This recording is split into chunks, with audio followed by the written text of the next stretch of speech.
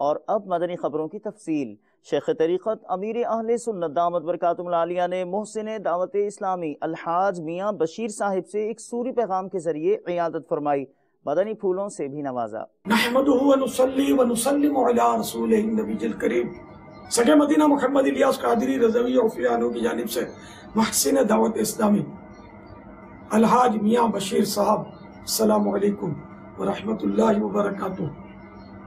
حاجی حسان نے آپ کا پیغام دیا، آپ کی مبارک آواز بھی سنائی، پرانی یادیں تازہ ہو گئی۔ میں تو آپ کے دولت خانے پر بھی حاضر ہوا تھا، اب تو شاید آپ کی عمر بھی کافی ہو گئی ہوگی، تو اب یہ کہ بیمار ہیں آپ۔ ہاں، ایک بڑھاپا 100 بیماریاں، یک بڑھاپا صد عیب، یہ فارسی مقولہ ہے، تو اللہ پاک آسانی فرما دے۔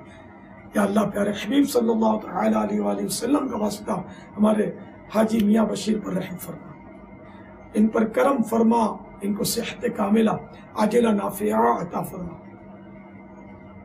صبر کرنے والا دل اور شکر کرنے والی زبان عطا فرما، بے حساب مغفرت سے نواز، ان کے سارے گھرانے پر رحمت نازل فرما، آمین بجاہ النبی الامین صلی اللہ تعالی علیہ وآلہ وسلم۔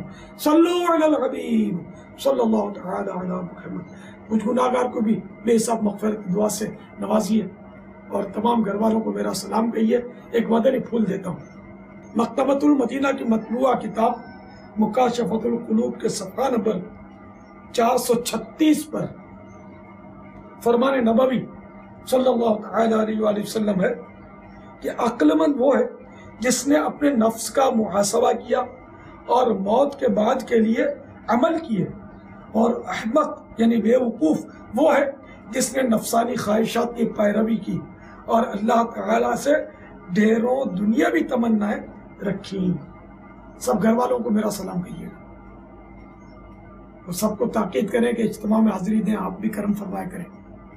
صلو علی الحبیب صلی اللہ تعالی علیہ وسلم۔ میاں بشیر صاحب، ایک مدنی التجا ہے، کچھ کمالے۔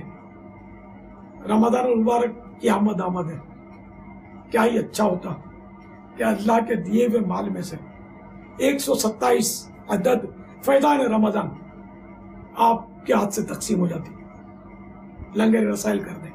127 فیضان رمضان مکتبۃ المدینہ سے لے کر، اللہ قبول کرے، آپ کو جزائے خیر عطا فرمائے۔